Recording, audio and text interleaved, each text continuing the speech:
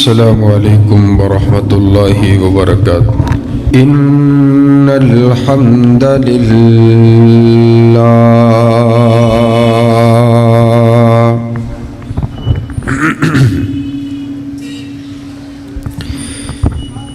نحمده ونستعینه ونستغفره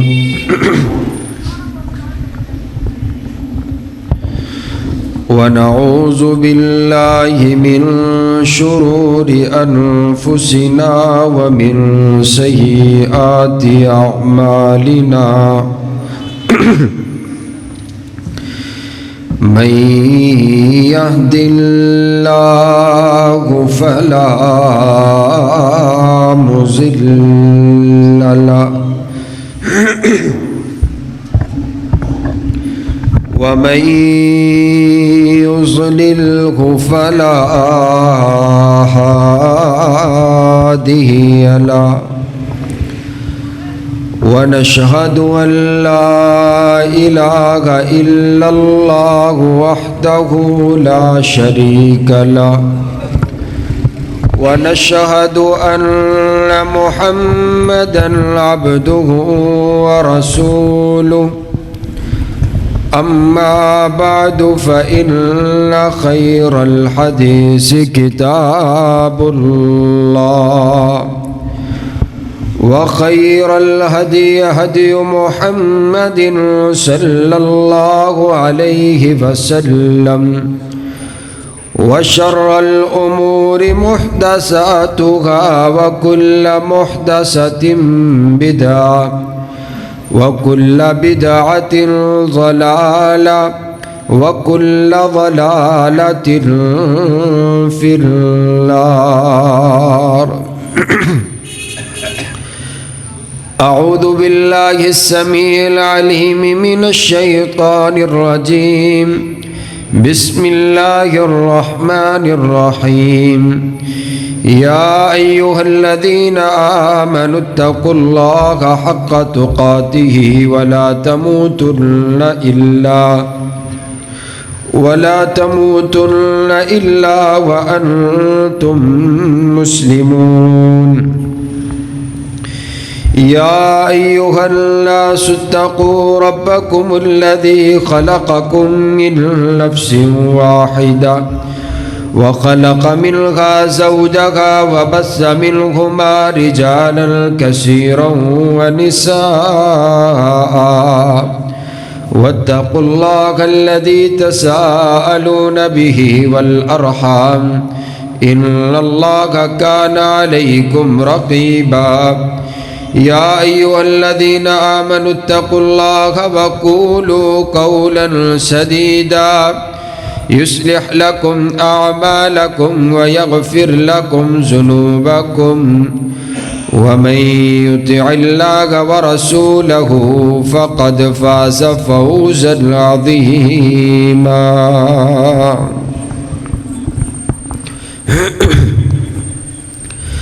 اللهم صل على محمد وعلى آل محمد كما صليت على إبراهيم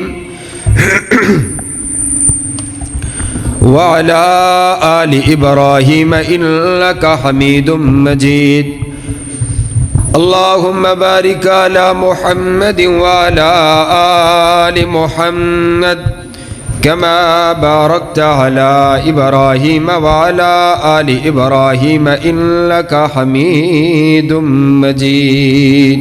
ٹھیک ہے، آواز آ رہی ہے؟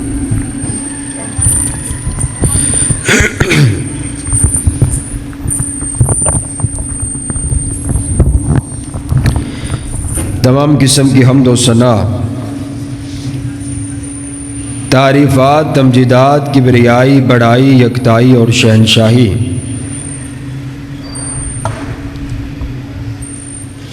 اس ایک اللہ رب العالمین کے واسطے جو ساری کائنات کا خالق بھی ہے، ساری کائنات کا مالک بھی ہے، ساری کائنات کا داتا بھی ہے اور ساری کائنات کا مشکل کشا بھی ہے، ساری کائنات کا حاجت روا بھی ہے اور ساری کائنات کی بگڑی کو بنانے والا بھی ہے۔ داتا بھی وہی ہے، غوث اعظم بھی وہی ہے، دستگیر بھی وہی ہے اور لجپال بھی وہی ہے۔ جسے چاہتا ہے عزت عطا کرتا ہے، جسے چاہتا ہے ذلیل و رسوا کر دیتا ہے،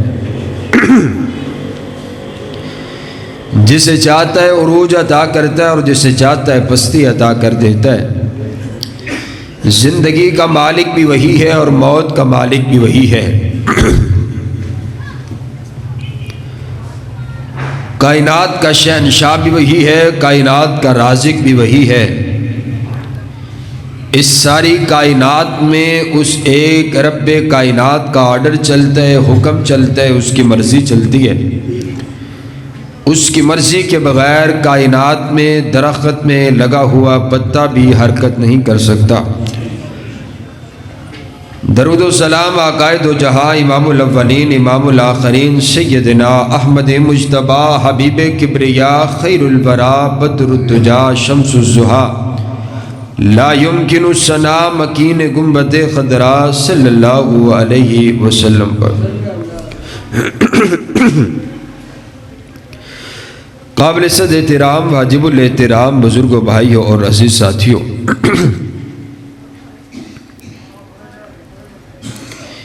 اس کائنات کے اندر ہر انسان یہ چاہتا ہے کہ اس کو عزت ملے، عزت دار لوگوں میں اس کا شمار ہو۔ اسی لیے وہ طرح طرح کے مختلف کام کرتا ہے صرف عزت کے لیے۔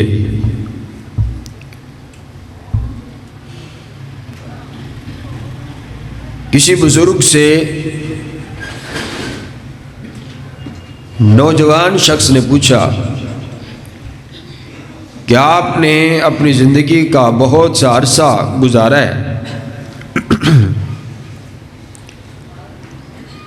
آپ ہمیں یہ بتلائیں کہ عزت جو ہے وہ کس چیز سے ملتی ہے؟ تو وہ بزرگ کہنے لگے کہ زندگی میں صرف دو کام کر لو، ان دو کاموں کے کرنے کی وجہ سے تمہیں اس معاشرے میں عزت ملے گی۔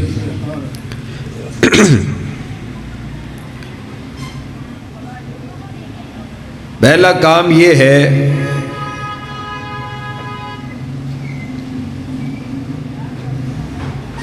کہ جب کوئی تم سے معافی مانگے تو اسے معاف کر دیا کرو، اگر تم سے غلطی ہو جائے تو آگے والے بندے سے معافی مانگ لیا کرو۔ معاف کرنا اور معافی مانگنا، آپ اس چیز کو غور کریں تو آپ کو اس بات کا علم ہوگا کہ اگر ایک شخص طاقت رکھتا ہے، قوت رکھتا ہے، اس کے باوجود کہ وہ بدلہ لے سکتا ہے، اگر وہ معاف کر دیتا ہے تو آگے والے شخص کے دل میں اس کی عزت بیٹھ جاتی ہے کہ بڑا اچھا اور بڑا بندہ ہے کہ مجھ سے بدلہ بھی لے سکتا تھا لیکن اس نے مجھے معاف کر دیا ہے۔ ساری زندگی جب بھی وہ آپ سے ملے گا آپ کا احترام کرے گا، آپ کی عزت کرے گا۔ اس کے برعکس آپ کسی سے بدلہ لیتے ہیں، وہ ایک مارتا ہے، آپ دو مار لیتے ہیں، لیکن ساری زندگی وہ دو شخص ایک جگہ پر بیٹھ نہیں سکتے۔ محبت اٹھ جائے گی، پیار اٹھ جائے گا، عزت اٹھ جائے گی۔ تو عزت کا اصول اور قانون کیا بتلایا ہے کہ معاف کیجئے اور معافی مانگیے۔ معزز سامعین، ہر لڑائی کا جو آخر ہے نا وہ معافی ہے۔ آپ دیکھیے کتنے لوگ غصے کے اندر قتل کر کے جیل میں پہنچ گئے، پیچھے والے خاندان والے اب اس بات پر جمع ہوئے ہیں کہ معافی کیسے مل سکتی ہے۔ پہلے غصہ کر لیا ہے، لڑائی کر لی ہے، قتل کر لیا ہے، اب بات ختم ہوتی ہے تو معافی پر ختم ہوتی ہے۔ معاف کرنا اور معافی مانگنا، یہ دو صفات اپنے اندر پیدا کرنی ہے۔ حضرات گرامی قدر، نبی صلی اللہ علیہ وسلم نے ارشاد فرمایا، آپ فرماتے ہیں جو طاقت رکھنے کے باوجود آگے والے شخص کو معاف کر دیتا ہے، اللہ اس کے لیے جنت کے درمیان میں ایک خوبصورت محل تیار فرما دیتے ہیں۔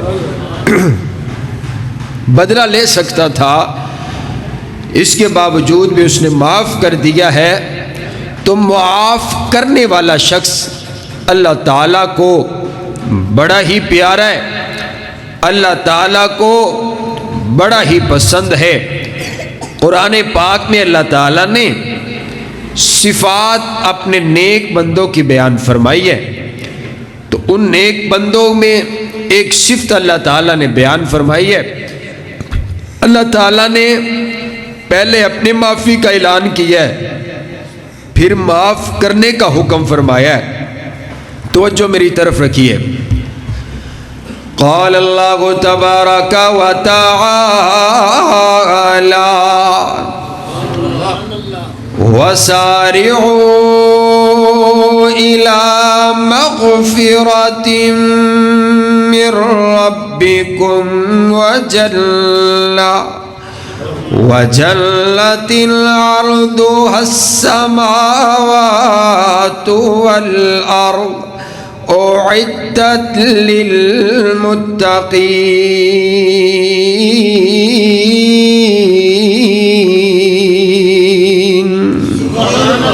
الذين ينفقون في السراء والضراء والكاظمين الغيظ والعافين عن الناس والله يحب المحسنين۔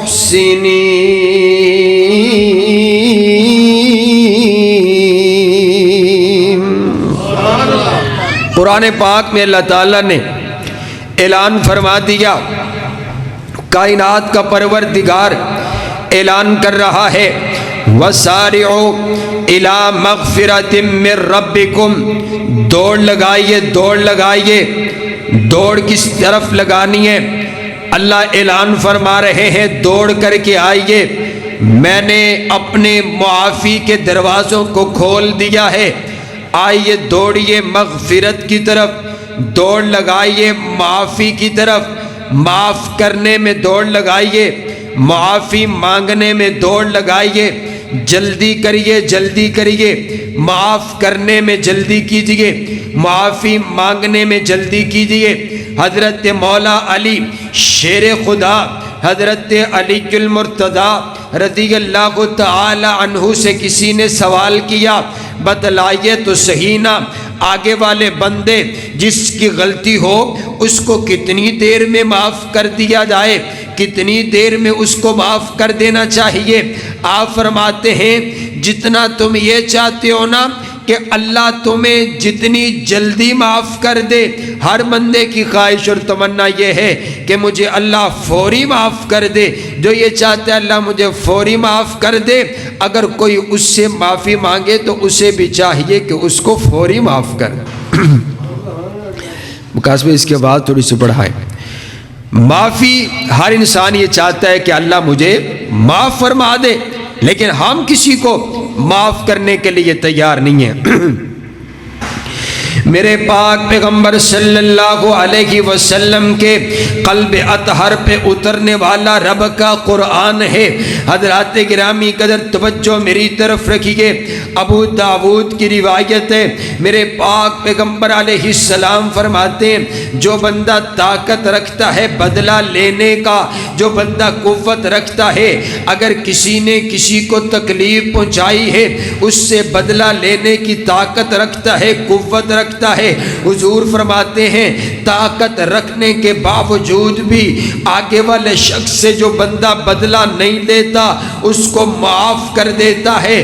کل قیامت کا دن ہوگا جب یہ بندہ رب کی عدالت میں آئے گا، اللہ اس بندے کو اپنے قریب فرمائیں گے، اللہ اس بندے کو اپنے نزدیک فرمائیں گے، اپنے قریب کر کے اللہ حوروں کی قطاریں لگا دیں گے۔ اللہ قطار کے اندر، اللہ لائنوں کے اندر حوروں کو کھڑا فرما دیں گے، اور کائنات کا شہنشاہ کہے گا تو نے میری رضا کے لیے تو مار سکتا تھا، بدلہ لے سکتا تھا، لیکن تو نے میری رضا کے لیے میرے بندے کو معاف کر دیا ہے۔ آج یہ حوروں کی قطاریں کھڑی ہوئی ہے، جس حور پہ ہاتھ رکھتا ہے میں تجھے وہی حور عطا کر دیتا ہوں۔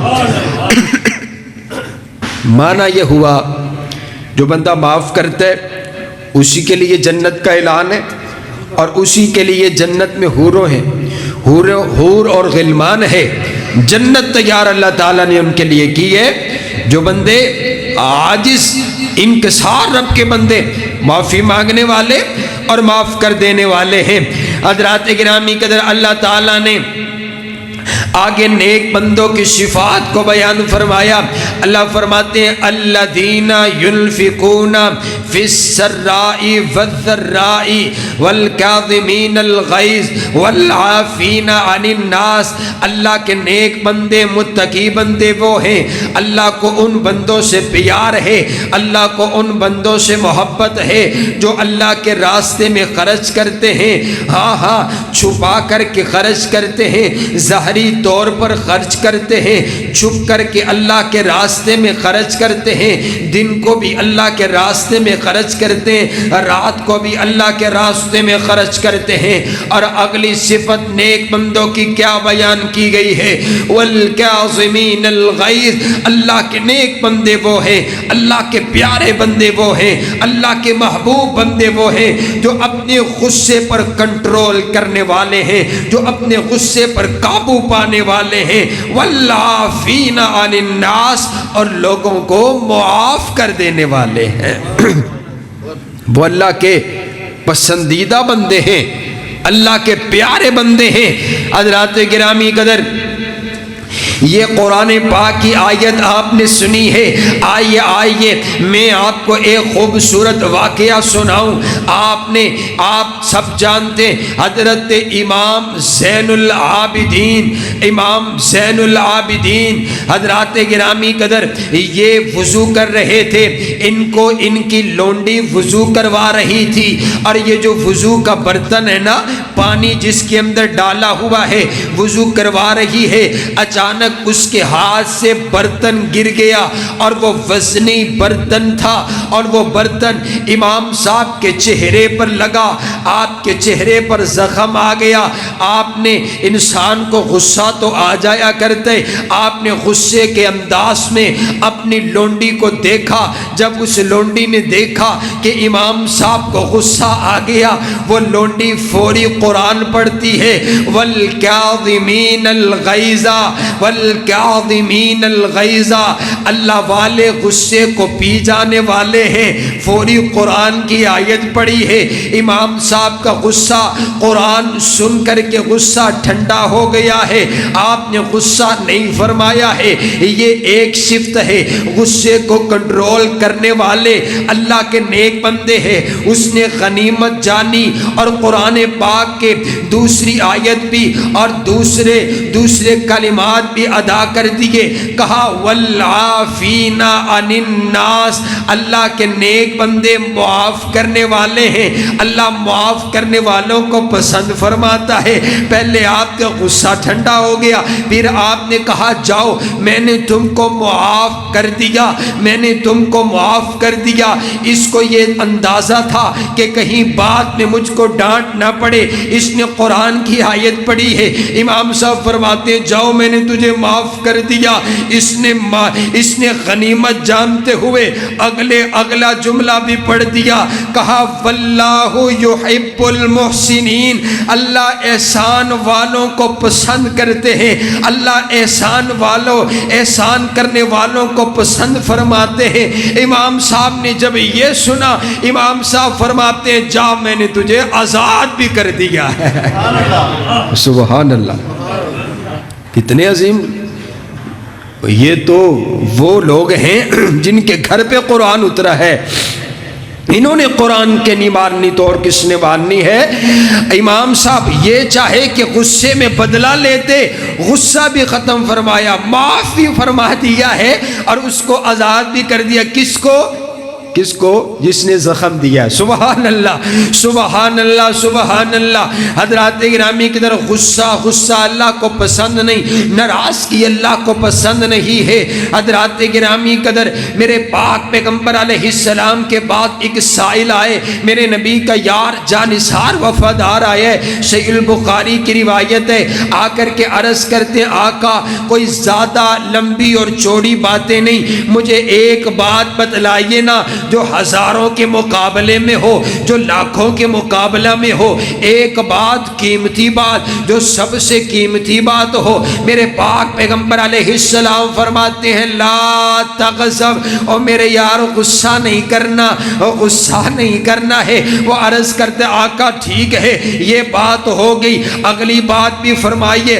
آپ نے پھر فرمایا لا تغضب، کہا آقا میں نے اس بات کو مان لیا، دوسری نصیحت، تیسری نصیحت، آپ نے پھر فرمایا لا تغضب۔ وہ بار بار کہتے چلے گئے آقا اور فرمائیے، میرے آقا یہی بات ارشاد فرماتے چلے گئے کہ لا تغضب، غصہ نہیں کرنا ہے، ہزار باتوں کی ایک بات ہے، غصے پر کنٹرول کر لیا جائے انسان ہزاروں گناہوں سے بچ سکتا ہے۔ غصے پر کنٹرول کرنا۔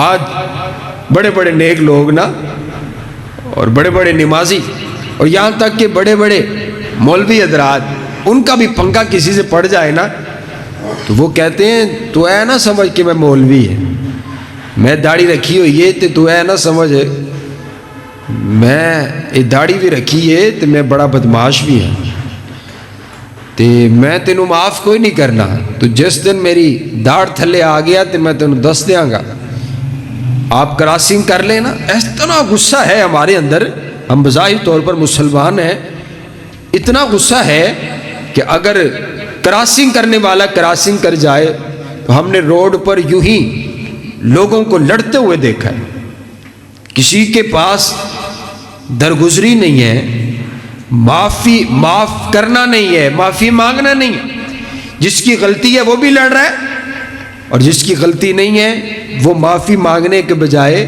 وہ بھی کیا کر رہا ہے؟ لڑ رہا ہے۔ دونوں اپنی اپنی ضد پہ، عقر پہ، غرور پہ کھڑے ہوئے ہیں۔ حضرات گرامی قدر، میرے پاک پیغمبر علیہ السلام کی مجلس لگی ہوئی ہے، آپ علیہ السلام تشریف فرما ہے، صحابہ کرام موجود ہے۔ سبحان اللہ، سبحان اللہ، میں قربان جاؤں، وہ کتنی خوبصورت مجلس ہوگی، وہ کتنا حسین منظر ہوگا کہ جہاں پر حضور اپنے یاروں کے ساتھ تشریف فرما ہوں گے، میرے نبی موجود ہے، صحابہ آپ کے ارد گرد موجود ہیں۔ میرے پاک پیغمبر علیہ السلام فرماتے ہیں یارو ابھی جو بندہ داخل ہوگا، ابھی جو بندہ آئے گا، اس کے لیے جنت کا ٹکٹ ہے، اس کے لیے جنت کا اعلان ہے، اس کے لیے جنت کا سرٹیفکیٹ ہے۔ صحابہ انتظار کرنے لگے، پتہ نہیں کون آئے گا۔ تھوڑی دیر گزری ہے، میرے نبی کا ایک یار آیا، سبھی نے دیکھا، میرے نبی نے ان کو جنت کی بشارت دی ہے۔ دوسرا دن ہوا، میرے نبی پھر فرماتے ہیں ابھی جو بندہ آئے گا نا اس کے لیے جنت کی بشارت ہے۔ دیکھا گیا تو وہی میرے نبی کا صحابی آیا۔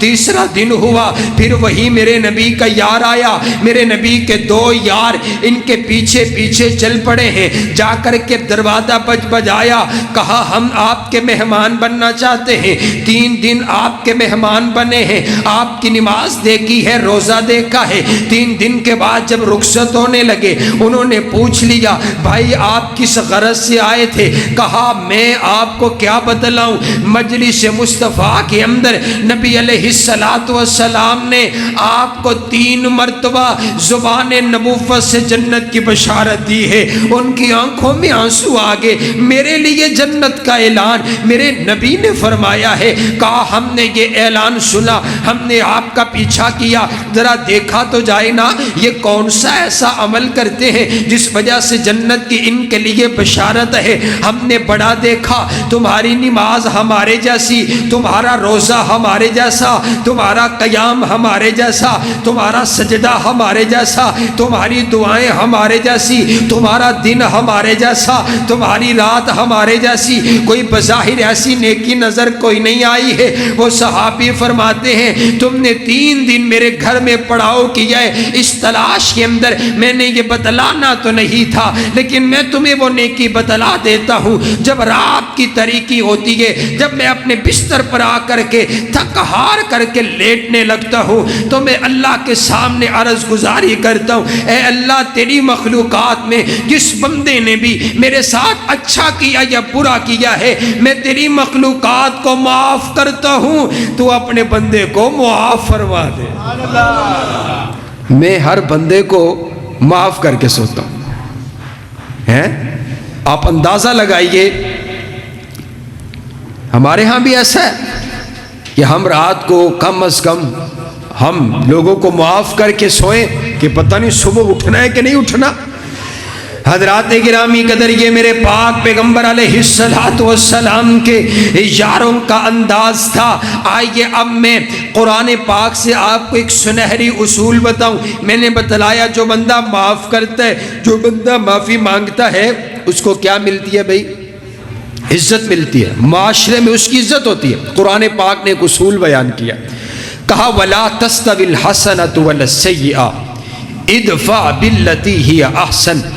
کائنات کا شہنشاہ کہتا ہے کہ جو اچھائی اور برائی ہے نا وہ برابر نہیں ہو سکتی، کہ آپ کسی نے آپ کے ساتھ برائی کی ہے آپ اس کے ساتھ اچھائی کریں، یہ برابر نہیں ہے، آپ اونچی ہو جائیں گے۔ حضرات گرامی قدر، وَلَا تَسْتَوِي الْحَسَنَةُ وَلَا السَّيِّئَةُ، فرمایا ادفع باللتی ہی احسن۔ اگر کوئی آپ کے ساتھ برا کرتے تو آپ نے اس کو جواب جو دینا ہے وہ احسن طریقے کے ساتھ جواب دینا ہے۔ ایک ہوتا ہے حسن، حسن کا معنی ہوتا ہے اچھا، احسن کا معنی ہوتا ہے سب سے زیادہ اچھا۔ آپ نے برتاؤ اس کے ساتھ کرنا ہے۔ کیا معنی؟ ایک ہے اللہ اکبر، اب کیا معنی ہے؟ اللہ سب سے بڑا ہے۔ یہ جو احسن ہے اکبر کے وزن پر کیا معنی ہے؟ آپ نے سب سے زیادہ اچھا سلوک کرنا ہے۔ جب آپ سب سے زیادہ اچھا سلوک کریں گے تو پھر ہوگا کیا؟ وَلَا تَسْتَوِي الْحَسَنَةُ وَلَا السَّيِّئَةُ اِدْفَعْ بِالَّتِي هِيَ أَحْسَنُ فَإِذَا الَّذِي بَيْنَكَ وَبَيْنَهُ عَدَاوَةٌ كَأَنَّهُ وَلِيٌّ الْحَمِيمٌ۔ اگر آپ اس کے ساتھ اچھا سلوک کریں گے، رب کا قرآن کہتا ہے اچھا سلوک کرنے کی وجہ سے تمہارا جانی دشمن بھی تمہارا عزیز دوست بن کر کے رہ جائے گا۔ تمہارا دشمن تمہارا اخلاق دیکھ کر کے تمہارا گرویدہ ہو جائے، تمہارا پیارا ہو جائے اور تمہارا دوست بن جائے۔ یہ قرآن نے اصول بیان کی ہے۔ آئیے حضرات گرامی قدر، آئیے اب نبی صلی اللہ علیہ وسلم کی زندگی کو دیکھتے ہیں۔ حضرات گرامی قدر، نبی علیہ السلام کی صفات اللہ نے تورات میں بیان فرمائی، اللہ نے انجیل میں بیان فرمائی ہے۔ حضرات گرامی قدر، کیا صفت ہے میرے پاک پیغمبر علیہ السلام کی کہ وَلَا يَجْزِئُ السَّيِّئَ بِالسَّيِّئَ، آپ برائی کا بدلہ برائی کے ساتھ نہیں دیا کرتے، آپ بد اخلاقی کا بدلہ بد اخلاقی کے ساتھ نہیں دیا کرتے، وَلَٰكِن يَعْفُو وَيَصْفَحُ، بلکہ آپ معاف فرما دیا کرتے، آپ درگزر فرما دیا کرتے۔ آپ کی یہ صفت اللہ نے تورات اور انجیل میں بیان فرمائی ہے۔ تورات کھولیے، انجیل کھولیے، اس کے اندر موجود باوجود کہ اللہ کا ایک آخری نبی آئے گا جو کھجوروں کی بستی کی طرف ہجرت فرمائے گا، اس کی صفت یہ ہوگی وہ برائی کا بدلہ برائی سے نہیں بلکہ برائی کا بدلہ اچھائی کے ساتھ دیا کرے گا۔ آئیے اب نبی صلی اللہ علیہ وسلم کی زندگی کو دیکھیے۔ میرے پاک پیغمبر علیہ السلام ایک غزوہ سے واپس آ رہے ہیں۔ میرے نبی کے یار ہاں تھکن سے چورو چور ہے۔ میرے نبی فرماتے ہیں ان درختوں کے نیچے سائے کے نیچے چند لمحے آرام فرما لیجئے۔ صحابہ آرام کرنے لگے ہیں۔ میرے نبی کے لیے بھی تکیہ لگا دیا گیا۔ میرے نبی بھی ایک درخت کے نیچے آرام فرما ہے۔ میرے نبی نے اپنی تلوار نکال کر کے اس درخت کے ساتھ لٹکا دی ہے۔ ایک آیا دیہاتی اور چھپتا چھپاتا اس نے دیکھا ان کا سپہ سالار کہاں ہے، آپ کو تلاش کیا، آپ کو دیکھا، آپ آرام کر رہے ہیں۔ آپ کو اللہ تعالیٰ نے ایسی جلالت اور ایسی وجاہت عطا فرمائی تھی، میں کہتا ہوں کوئی آپ کو جاگتے ہوئے آپ کے مقابلے میں آ نہیں سکا۔ آپ غصے، آپ نیند کی حالت میں آپ کو دیکھا، اس نے آ کر کے تلوار اٹھائی ہے، تلوار کو نیام سے نکالا اور نکال کر کے حضور علیہ السلام کو اٹھایا اور اٹھا کر کے کہا میں یمنعک منی، او بتلائیے تو صحیح نا، تلوار میرے ہاتھ کے اندر ہے، آپ میری تلوار کے نیچے ہیں، اب بتلائیے آپ کو کون مجھ سے بچائے گا، اب آپ کو کون بچائے گا۔ حضرات گرامی قدر ہاں حضور علیہ السلام بیدار ہوئے۔ میرے نبی نے جب یہ انداز دیکھا، حضور علیہ السلام نے یہ نہیں کہا میں پھونک ماروں گا ایسا ہو جائے گا ویسا ہو جائے گا، میرے دم کے اندر ایسا اور ایسا معجزہ اور میں یہ کر دوں گا وہ کر دوں گا، نہ بابا نہ۔ میرے پاک پیغمبر علیہ السلام نے اس مشکل وقت کے اندر بھی ارشاد فرمایا، میرے آقا فرماتے ہیں تو میرا دشمن ہے، تیرے ہاتھ کے اندر تلوار ہے، لیکن میرا ایمان ہے، میرا عقیدہ ہے، میرا اعتقاد ہے، میری اس بات پر تسلی ہے کہ اللہ میرے ساتھ ہے، مجھے بچائے گا تو اللہ بچائے گا، جو فعال لما یرید ہے، علی کل شیء قدیر ہے، ہر چیز پر قادر ہے، مجھے بچانے پر بھی قادر ہے، مجھے بچائے گا تو ایک اللہ بچائے گا۔ جب اس نے اللہ کا نام سنا وہ لرز اٹھا، کپ کپا اٹھا، اس کی تلوار نیچے گر گئی۔ حضور علیہ السلام نے فوری سے تلوار اٹھائی اور اس کی گردن پر رکھی اور فرمایا میں یمنعک منی، اب تو بتانا تجھے مجھ سے کون بچائے گا۔ وہ آپ کی صفات بیان کرنے لگا، آپ تو بڑے اچھے ہیں، بڑے اچھے اخلاق کردار والے ہیں، آپ تو معاف کرنے والے ہیں۔ حضرات گرامی قدر میرے نبی نے اس سے بدلہ نہیں لیا ہے کہ ابھی یہ شخص جو آنے والا، صحابہ کرام بھی اٹھ پڑے ہیں، میرے نبی کے یار غصے میں عرض کرتے آقا اس کو ہمارے حوالے کیجئے، ہم ایک ایک ٹکڑا اس کا الگ کر دے، اس کی جرت کیسے ہوئی ہے ہمارے نبی پر تلوار رکھنے کی۔ میرے آقا فرماتے نہیں آپ ٹھہر جائیے۔ حضور علیہ السلام نے اس سے پوچھا کیا تم مسلمان ہوتا ہے، کلمہ پڑھتے ہو؟ کہا نہیں میں مسلمان تو نہیں ہوتا، لیکن میں آپ سے ایک وعدہ کرتا ہوں آئندہ کے بعد کبھی میں آپ کے مقابلے میں نہیں آؤں گا، میں آپ کے سامنے نہیں آؤں گا۔ حضور علیہ السلام جو ابھی چند لمحے پہلے آپ کا دشمن تھا، جو ابھی چند لمحے پہلے آپ کی جان لینے کے لیے آیا تھا، میرے پاک پیغمبر علیہ السلام نے فرمایا ولیکن یعفو ویصفحوا، جا میں نے تجھے معاف کر دیا ہے، میں نے تجھے آزاد کر دیا ہے۔ حضور علیہ السلام نے اپنے جان کے دشمنوں کو بھی معاف فرمایا۔ میرے پاک پیغمبر علیہ السلام کی یہ سیرت ہے، آپ کا اسوہ حسنہ ہے۔ ہم اپنوں کو معاف کرنے کے لیے تیار نہیں ہیں، ہمارے جو پیارے ہیں، ہمارے جو خونی رشتے ہیں، ہم ان کو معاف کرنے کے لیے تیار نہیں ہے۔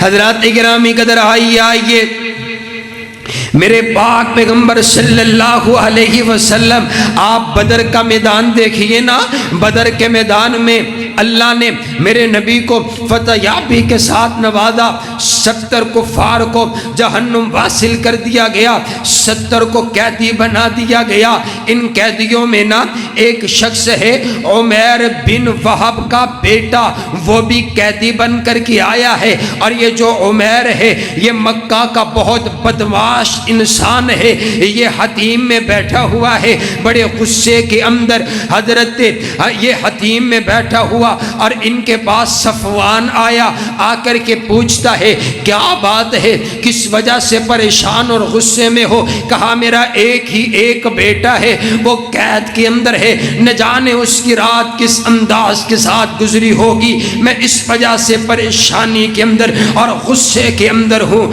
اور یہ صفوان کہنے لگا تیرا تو ایک بیٹا ہے، قید میں ہے، زندہ تو ہے، میرا باپ بھی بدر کے میدان میں مار دیا گیا، میرا بھائی بھی بدر کے میدان میں مار دیا گیا، ہمیں ان کی لاشیں بھی نہیں دی گئی ہے، ان کی لاشوں کو کنویں کے اندر پھینک دیا گیا ہے، ہم بھی غصے کے اندر آگ بگولے ہیں۔ اور یہ عمیر کہنے لگا اگر مجھے اپنے بچوں کی فکر نہ ہو، اگر مجھے اپنے قرضے کی فکر نہ ہو، میں ابھی جاؤں اور جا کر کے بدلہ لے کر کے آؤں۔ صفوان کہنے لگا یہ میں تجھ سے وعدہ کرتا ہوں تیرے بچوں کی ذمہ داری بھی مجھ پر ہے، تیرے قرضے کی ذمہ داری بھی مجھ پر ہے، جا کر کے بدلہ لے کر کے آ۔ یہ اٹھ پڑا، اس نے تلوار نکالی ہے، تلوار کو زہر لگایا اور چل پڑا ہے، چلتا چلتا مدینے میں پہنچا ہے، جا کر کے اس نے اپنا گھوڑا مسجد نبوی کے باہر باندھ لیا۔ حضرت سیدنا فاروق اعظم نے اس کو دور سے دیکھا، حضرت فاروق اعظم اس کو جانتے تھے۔ حضرت فاروق اعظم فرماتے ہیں شیطان من شیاطین مکہ، اے مکہ کے شیطانوں میں سے شیطان آ گیا ہے، کلب عدو اللہ، یہ کتا اللہ کا دشمن آج یہاں پر کیا کر رہا ہے؟ حضرت فاروق اعظم میرے نبی کا کمانڈر، میرے نبی کا جانثار، میرے نبی کا وفادار، جس کو اسلام کی عزت کے لیے میرے نبی نے مانگا، آپ نے دور سے دوڑ لگائی اور پیچھے سے جا کر کے اس کی گردن کو دبوچ لیا اور اس کی گردن کو مروڑتے ہوئے میرے نبی کے پاس لے کر کے چلے گئے۔ آقا یہ اللہ کا دشمن آیا ہے، اچھے ارادے کے ساتھ نہیں آیا ہے، اس کے ساتھ تلوار بھی موجود ہے۔ میرے پاک پیغمبر علیہ السلام فرماتے عمر چھوڑیے نا، عمر چھوڑیے نا اس کو، آپ اس کو چھوڑ دیجئے۔ آپ نے چھوڑا۔ آپ پوچھتے ہیں کس لیے آئے ہو؟ کہا میں تو اپنے بیٹے سے ملاقات کرنے کے لیے آیا ہوں۔ آپ فرماتے ہیں یہ تلوار کس لیے لے کر کے آئے ہو؟ کہا یہ تلوار تو یوں ہی لے کر کے آئے ہو۔ ہیلے بہانے کرنے لگا۔ کہا ان تلواروں نے ہمیں بدر کے میدان میں فائدہ نہیں دیا اور ہمیں شکست ہو گئی ہے، ابھی اس تلوار کا کیا کام ہے؟ حضور فرماتے ہیں کیوں لے کر کے آئے ہو؟ پھر کہنے لگا یہ ہماری ثقافت ہے، میں یہ تلوار اس لیے لے کر کے آیا ہوں۔ میرے پاک پیغمبر علیہ السلام کے سامنے یہ ہیلے بہانے کرنے لگا۔ حضور فرماتے ہیں عمیر یہ ہیلے بہانے نہ کر، مجھے یہ بتا حتیم میں بیٹھ کر کے صفوان سے کیا باتیں کر کے آیا ہے؟ حتیم میں بیٹھ کر کے صفوان سے کیا وعدہ کر کے آیا ہے؟ یہ لرس اٹھا اس کی نگاہ حضور کے لبوں پر کہ یہ ان کو کیسے معلوم ہے؟ عرض کرتے آقا آپ مکہ میں تھے، آپ نے فرمایا مجھ پر وحی اترتی ہے، جبریل آتا ہے، ہم نے آپ پر یقین نہیں کیا، لیکن آج مجھے اس بات پر یقین ہو گیا، میں تنہا صفوان کے ساتھ حتیم نے بیٹھ کر کے ہماری تو آپس کی گفتگو ہوئی، وہاں تیسرا بندہ کوئی نہیں تھا، میں نے گھوڑا دوڑایا، مجھ سے پہلے کوئی مدینے پہنچ نہیں سکتا تھا، یہ آپ کو خبر مجھ سے پہلے مل گئی ہے، مانا یہ ہے آپ اللہ کے سچے نبی ہے اور آپ آگے ہاتھ بڑھائیے.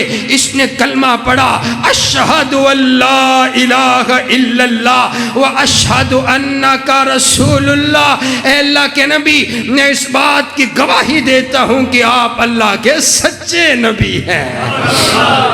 سبحان اللہ سبحان اللہ. حضور علیہ السلام نے یہ نہیں فرمایا, یہ نہیں کہا کہ یہ بہانے کر رہا ہے, ہم نے اس کو پکڑ لیا, اس کی چوڑی پکڑی گئی ہے تو اب کہتا ہے کہ میں نے کلمہ پڑھ لیا, عمر پکڑو اس کو, لٹاؤ اس کو, ذرا پکڑو اس کو. نہ حضور علیہ السلام فرماتے ہیں جا, میں نے تجھے بھی معاف کر دیا ہے, میں نے تیرے بیٹے کو بھی آزاد کر دیا ہے. نبی علیہ السلام کی سیرت, آپ کا کردار, ایسے ہی تو دین نہیں پھیلا ہے. لوگ کہتے ہیں تلوار کے بل بوتے پر دین پھیلا ہے, میں کہتا ہوں نہیں, حضور کے اخلاق کے بل بوتے پر دین پھیلا ہے. سبحان اللہ سبحان اللہ. حضرات گرامی قدر, میرے پاک پیغمبر علیہ السلام کے یار, آپ کے جانثار وفاداروں کی کون کون سی بات بتاؤں. حضرات گرامی قدر, احد کا میدان ہے, احد کے میدان میں نا نبی صلی اللہ علیہ وسلم نے اپنے 50 صحابہ کرام کو ایک درے پر کھڑا فرما دیے. میرے آقا فرماتے ہیں یارو, فتح ہو شکست ہو, آپ نے اس درے سے ہٹنا کوئی نہیں ہے, آپ نے یہاں سے ہلنا کوئی نہیں ہے. آپ یوں اندازہ لگائیے, یہ میدان ہے, اس طرف بھی پہاڑ ہے, اس طرف بھی پہاڑ ہے, اور سامنے سے دشمن آتا ہے.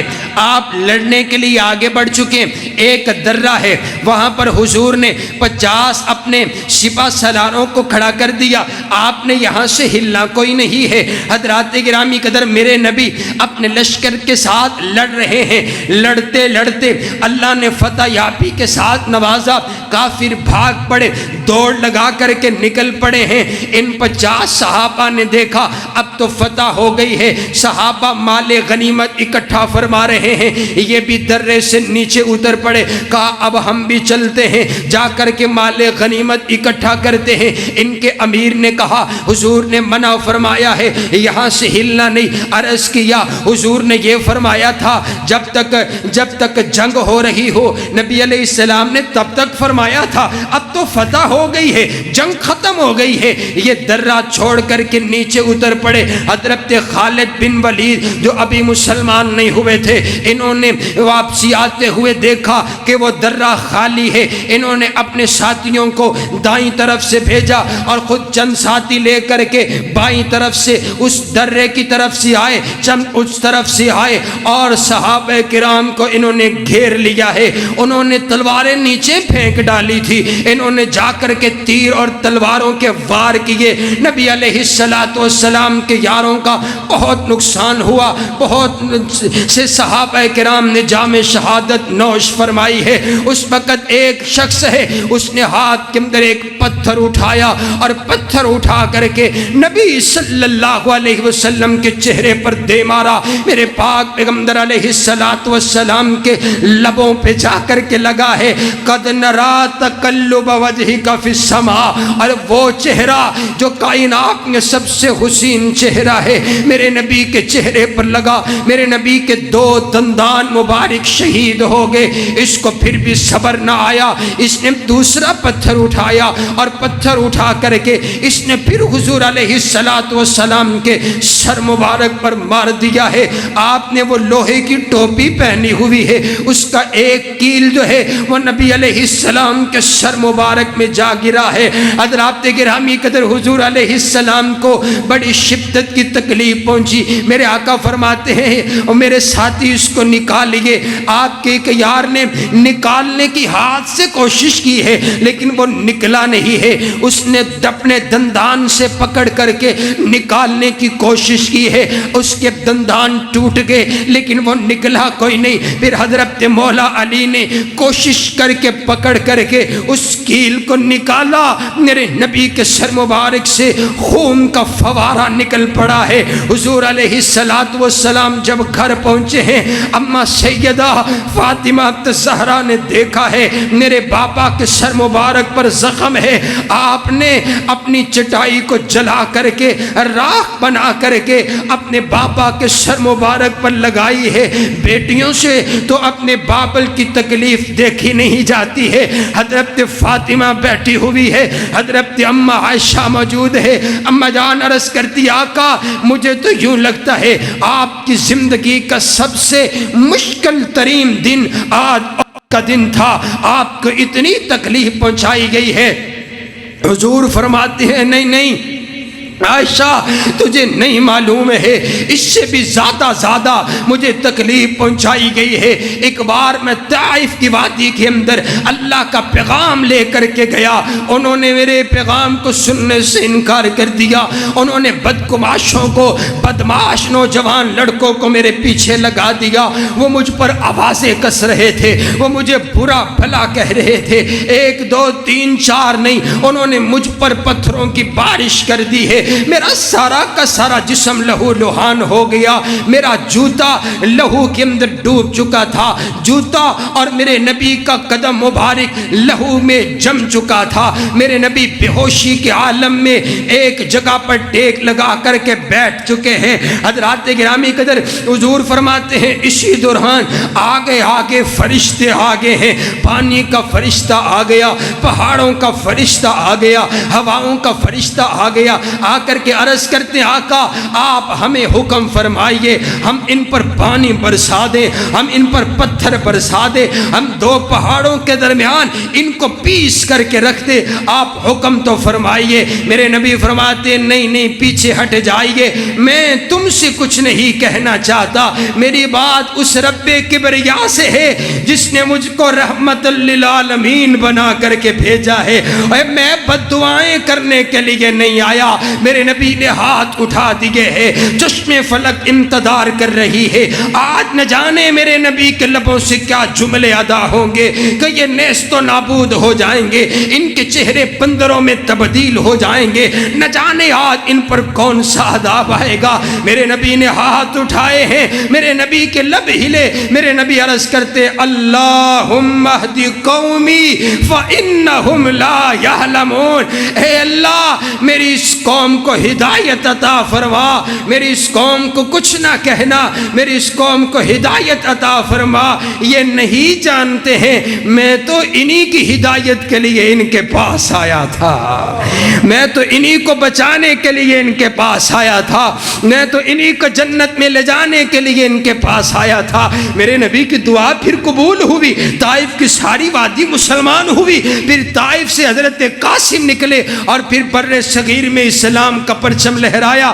حضرات گرامی قدر آئیے، نبی صلی اللہ علیہ وسلم منافقوں کا سردار، رئیس المنافقین ہیں عبداللہ بن ابی، منافق مر گیا نا، تو ان کے بیٹے آئے آ کر کے کہنے لگے میرا باپ مر گیا، کہا چلیے میں جنازہ پڑھانے کے لیے تیار ہوں، ساری زندگی دکھ دیا ہے لیکن آپ کے پیشانی پر ایک مرتبہ بھی غصہ نہیں آیا۔ میرے نبی نے اپنے لیے کبھی کسی سے جو ہے وہ بدلہ کوئی نہیں لیا۔ حضرات گرامی قدر میرے پاک پیغمبر علیہ السلام مکہ فتح ہو گیا ہے، میرے پاک پیغمبر علیہ السلام نے معافی کا اعلان فرمایا، میرے نبی سبھی کو معاف فرما رہے ہیں۔ میرے نبی علیہ السلام بیٹھے تو شریف فرما ہے، ایک شخص آیا ہے، اس کا نام حبار بن اسود ہے، یہ آ گیا، اس نے آنکھیں جھکائی ہوئی ہے، کپ کپاتا ہوا میرے نبی کی خدمت میں حاضر ہوا ہے۔ میرے پاک پیغمبر علیہ السلام سے عرض کرتا ہے آقا مجھے بھی معافی چاہیے، میرا جرم معاف کرنے والا تو نہیں ہے، مجھے بھی معاف کر دیجئے۔ میرے نبی نے پوچھا اے بتلا تو صحیح نا تو کون ہے؟ کہنے لگا میرا نام حبار بن اسود ہے۔ یہ جانتے ہیں کون ہے؟ میرے پاک پیغمبر علیہ السلام جب بدر کے 70 قیدی میرے نبی کے پاس موجود تھے، میرے آقا فدیہ لے کر کے قیدیوں کو آزاد فرما رہے ہیں، فدیہ لیتے لیتے نا میرے نبی کے ہاتھ کے اندر ایک ہار آیا، میرے نبی وہ ہار کو دیکھ کر کے آپ کی آنکھوں میں آنسو آگے ہیں، میرے پاک پیغمبر علیہ السلام رونے لگے۔ صحابہ عرض کرتے آقا رونے کی وجہ کیا ہے؟ کہا مجھے یہ ہار دیکھ کر کے میری اہلیہ، میری زوجہ، میری ختیجہ مجھے یاد آ گئی ہے، یہ ہار میری ختیجہ خدیجہ کا ہار ہے، میری خدیجہ نے اپنی بیٹی زینب کو دیا تھا۔ حضرات گرامی قدر، میرے پاک پیغمبر علیہ السلام کی بڑی بیٹی سیدہ زینب رضی اللہ تعالی عنہا، آپ کا نکاح ابو العاص کے ساتھ آپ نے فرمایا تھا۔ پہلے یہ قانون نہیں تھا، اسلام اور کفر کے درمیان نکاح ہو جایا کرتا تھا۔ حضرات گرامی قدر، یہ قانون بعد میں بنا ہے۔ میرے پاک پیغمبر علیہ السلام کے پاس آپ کا داماد موجود ہے جو قیدی بنا ہوا، ابھی مسلمان نہیں ہوا ہے۔ حضرات گرامی قدر، آپ علیہ السلام کی بیٹی سیدہ زینب نے ان کو آزاد کروانے کے لیے اپنا ہار اتار کر کے دیا ہے کہ فدیے میں ہار رکھ لیجئے اور میرے شوہر کو آزاد کر دیجئے۔ میرے نبی اس ہار کو دیکھ کر کے آنکھوں میں آنسو ہے اور میرے نبی فرما رہے ہیں، یارو اگر تمہاری اجازت ہو تو یہ ہار میں اپنی بیٹی کو واپس کر دوں، کیونکہ یہ ہار میری خدیجہ کی نشانی ہے، یہ ہار میری خدیجہ کی نشانی ہے۔ آقا میرے نبی کے یار عرض کرتے ہیں، آقا بھلا آپ ہم سے کیوں پوچھ رہے ہیں؟ بالکل جیسے آپ کی مرضی ہو آپ فرمائیے۔ میرے نبی نے ابو العاص کو ہار تھما دیا، کہا یہ ہار بھی لے کر کے چلے جاؤ، میں تمہیں آزاد کرتا ہوں، بس ایک کام کرنا، اب جائز کوئی نہیں ہے، میری بیٹی کو میرے پاس واپس بھیج دیجئے۔ آپ گئے ہیں، آپ نے حضرت سیدہ زینب کو مدینہ کی طرف واپس روانہ کر دیا ہے۔ واپسی آتے آتے جب آپ راستے کے اندر موجود تھے، حبار بن اسود نے دیکھا نبی علیہ السلام کی بیٹی آ رہی ہے۔ اس نے موقع جانتے ہوئے ایک خنجر نکال کر کے حضرت سیدہ زینب کو آپ کے پیٹ پر خنجر مار دیا ہے۔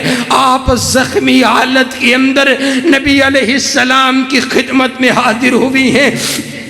اور جانتے ہو کائنات والو، باپ اپنے بیٹیوں کا دکھ نہیں دیکھ سکتا ہے۔ میرے پاک پیغمبر علیہ السلام، میں کل میری چھوٹی سی میری پیاری بیٹی وہ گر گئی، اس کو چوٹ آ گئی، میرا دل کپ کپا اٹھا کہ کوئی بھی باپ اپنی بیٹی کے چھوٹی سی چوٹ اور چھوٹا سا دکھ بھی نہیں دیکھ سکتا ہے۔ یہ میرے پاک پیغمبر علیہ السلام کی بیٹی ہے، آپ کو خنجر لگا اور آپ اسی زخم کی وجہ سے دنیا سے چلے گئی ہے۔ آج آیا بیٹھا ہے میرے پاک پیغمبر علیہ السلام کی بیٹی پر وار کرنے والا حضور علیہ السلام کا دشمن ہے۔ میرے آقا فرماتے ہو، جا حبار، تو میری بیٹی کا دشمن ہے، تو نے میری بیٹی کو شہید کر دیا ہے۔ نبی علیہ السلام کا یہ حوصلہ ہے کہ میرے نبی نے اپنی بیٹی کے قاتل کو بھی معاف فرما دیا۔ اس انداز کا حوصلہ، اس انداز کا میرے نبی کا کردار، میرے نبی کا اخلاق، حضرات گرامی قدر، میرے پاک پیغمبر علیہ السلام نے پھر جو انداز اور طریقہ بتلایا ہے، یہی انداز پھر امت نے اپنایا ہے۔ حضرات گرامی قدر، آپ کے اور میرے سرخیل محترم جناب مولانا ثناء اللہ امرتسری رحمہ اللہ تعالی بہت بڑے اللہ کے ولی اور اللہ کے دین کے بہت بڑے عالم ہے۔ یہ ہر فتنے کا مقابلہ انہوں نے کیا ہے۔ حضرات گرامی قدر، اور جو دوسرے ملا حضرات، درباری ملا، انہوں نے فتویٰ دے دیا ہے کہ جو ثناء اللہ امرتسری کو یہ گستاخ رسول ہے، جو اس کو قتل کرے گا اس کے لیے جنت ہے۔ آج بھی یہی عجیب انداز ہے نا، جو توحید کی بات کرے اسے کہتے ہیں یہ گستاخ ہو گیا ہے۔ فتویٰ جاری کر دیا۔ ایک دیوانہ، ایک جاہل سا بندہ، اس نے سنا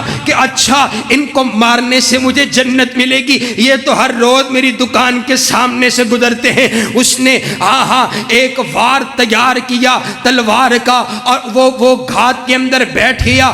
آپ جب اپنی سواری ٹانگے سے نیچے اترے ہیں، اس نے جا کر کے آپ پر وار کر دیا ہے، آپ زخمی ہو گئے، آپ کو ہسپتال پہنچایا گیا ہے، لیکن آپ بچ گئے، آپ کا علاج کر دیا گیا، اس کو پکڑ لیا گیا، اس کو 10 سال کی قید کی سزا ہو چکی ہے، اب یہ 10 سال قید کے اندر جیل کے اندر موجود ہے۔ جب یہ آزاد ہوا ہے، جا کر کے اپنی بیوی بچوں سے جا کر کے ملا، کہا بتلاؤ 10 سال کیسے گزرے ہیں؟ کہا ہمیں پریشانی تو آئی کہ آپ موجود نہیں تھے، لیکن ہمیں 10 سال کے اندر کبھی بھی راشن کی اور کھانے اور پینے کی کسی بھی چیز کی ضروریات کی پریشانی نہیں آئی ہے۔ کہا وہ کیسے؟ کہا ایک بوڑھا سا شخص ہے، سفید اس کی داڑھی ہے، ہر روز ہمارے دروازے کے سامنے آتا، ہمیں راشن دے کر کے چلا جاتا۔ میں نے اس سے بڑا پوچھا آپ کا نام کیا ہے، تعارف کیا ہے؟ کہا نہیں میں اپنا نام بتلانے کے لیے تیار نہیں۔ کہا مجھے یہ تو بتلاؤ اس کا حلیہ کیسا تھا، اس کا چہرہ کیسا تھا؟ اس کی اہلیہ نے بتلایا کہ ان کا رنگ ایسا تھا، ان کا قد ایسا تھا، ان کی داڑھی ایسی تھی، اور وہ ایسی وجاہت والی شخصیت تھے۔ ان کو پتا چلا یہ تو وہی شخصیت مولانا ثناء اللہ امرتسری ہے جن پر میں نے وار کیا اور جن کو میں مارنے کے بعد جنت میں جا رہا تھا۔ آپ فوری چلے اور جا کر کے ان سے معافی مانگی۔ کہا میں نے آپ کی جان لینے کی کوشش کی ہے، آپ نے میرے بچوں کا 10 سال تک خیال رکھا۔ کہا جرم تیرا تھا، بھلا تیرے بچوں اور بیوی کا کیا قصور تھا؟ میں نے ان کے لیے جو سلوک کیا۔ حضرات گرامی قدر آئیے، غلطی ہو جائے تو معافی مانگ لیجئے۔ کوئی آپ کے دروازے پر معافی مانگنے کے لیے آ جائے، آپ نے اپنی پگڑی کو نہیں دیکھنا، اپنی چدراہٹ کو نہیں دیکھنا ہے، بلکہ اسے معاف کر دیجئے۔ میرے نبی فرماتے ہیں جو اپنی طاقت رکھنے کے باوجود کہ بدلہ لے سکتا ہے، اس کے باوجود بھی معاف کر دیتا ہے، اللہ اس کے لیے جنت میں محل کو تیار فرما دیتے ہیں۔ آئیے حضرات گرامی قدر، آج کا یہ خطبہ، اس کا پیغام اور میسج یہی ہے کہ جو اپنے بھائیوں سے ناراض ہے، بہن آ جائے نا معافی مانگنے کے لیے، دروازے نہ بند کیتا کرو۔ آج کا خطبہ سننے کے بعد یہ عہد لے کر کے جائیے، جو مجھ سے ناراض ہے میں اس سے معافی مانگوں گا، اور جس کی غلطی ہے جو مجھ سے معافی مانگ لے میں اسے معاف کروں گا، صرف اللہ کی رضا کے لیے۔ قرآن میں اللہ نے اعلان فرما دیا کہ جو معاف کرتا ہے اس کے لیے میں نے جنت کو تیار فرما دیا ہے۔ اللہ رب العالمین ہمیں درگزر کرنے کی توفیق عطا فرمائے۔ وآخر دعوانا